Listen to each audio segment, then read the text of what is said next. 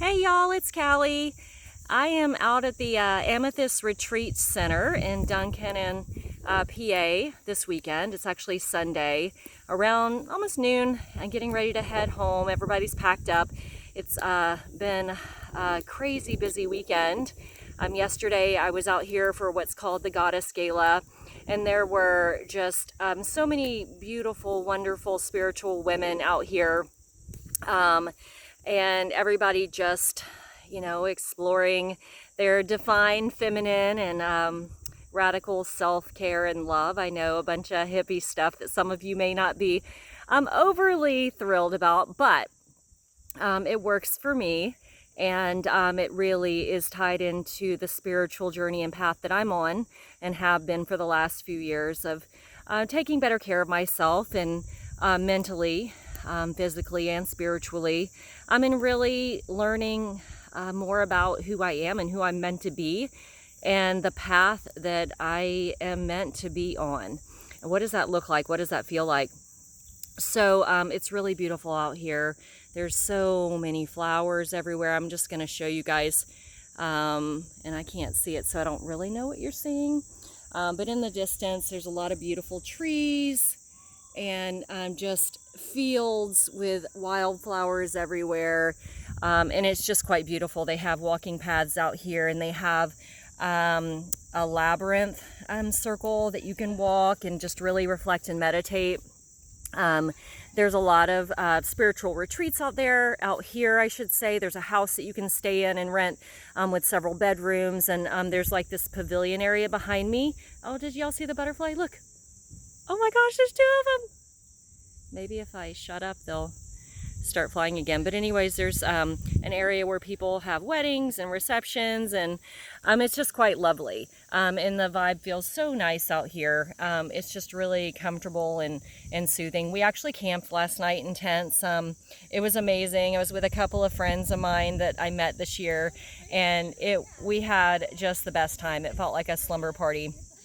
So anyhow, we're all just kind of packing up today and going home after a very soul-fulfilling weekend. Yesterday it was like a 10-hour long day of planned activities with everyone, and a lot of different beautiful sessions. Oh, there's my friends leaving. Say hello, ladies. Oh, they're so fun. I love it. So anyways, that was Jen and Lisa, by the way. Hey, ladies, I love you. I hope you're watching this later when you get home. So lots of self-care. And what I wanted to talk to you guys about today is something that I've been working on very hard the last several months, and it's release and letting go with grace and shedding. So I've mentioned things here and there throughout my videos, but really letting go of past trauma, shedding that old skin, shedding those self-destructive behaviors and things that we have put up with, self-tyranny, nasty self-talk, just we teach people how to treat us, and sometimes we teach people to treat us pretty poorly. I know I have. I know a lot of you have, and we put up with it because we don't want to be alone. We put up with it because we don't want to lose someone, because we care for someone. Maybe it's a friendship, maybe it's a marriage, maybe it's family. It could be anything. But relationships are hard, and they can be very toxic. And sometimes, even though it may feel impossible, the best thing for us is to just let go. Which that poem has really inspired me this year. It's like I'm living and breathing by it right now. She Just Let Go. Check it out if you are in a place and need to release.